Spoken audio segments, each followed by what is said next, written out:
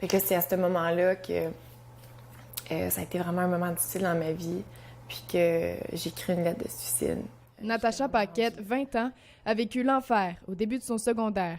Pour elle, aller à l'école était chaque jour un fardeau. Ça a été assez pénible. J'allais plus à mon sport. J'avais arrêté de faire mes activités à la maison aussi. J'étais vraiment triste. J'étais vraiment dépressive, en fait, là, très dépressive. Ça fait vraiment longtemps, hein. Ça fait 10 ans, mais on dirait que ça me touche encore. L'intimidation est un phénomène observé de plus en plus jeune. Natacha avait seulement 12 ans quand elle a commencé à se faire harceler par ses intimidateurs. Violence physique et psychologique entre les cours, elle a dû encaisser coup après coup. J'étais toujours vraiment seule. Vraiment, là, je restais seule parce que j'avais peur qu'une autre fille vienne m'intimider. C'était assez difficile comme ça.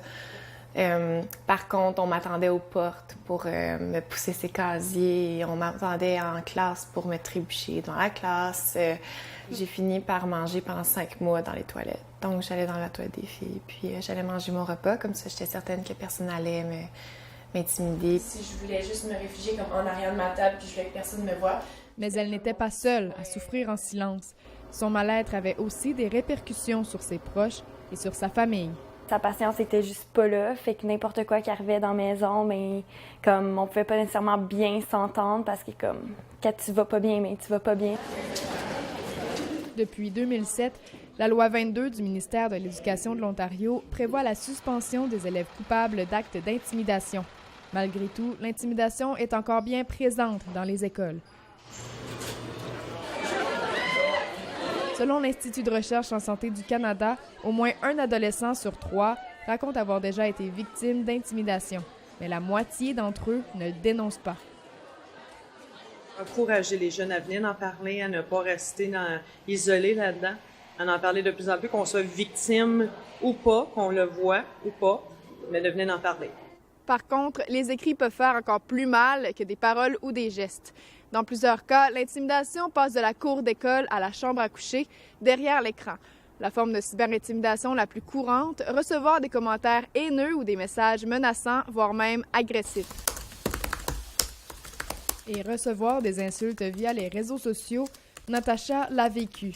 Je n'ai assez de l'école, je veux pas que ça s'amène à la maison. Il m'envoyait des messages pour me dire que j'étais juste une grosse vache, une grosse conne, que je devrais pas revenir à l'école parce que j'en valais pas la peine.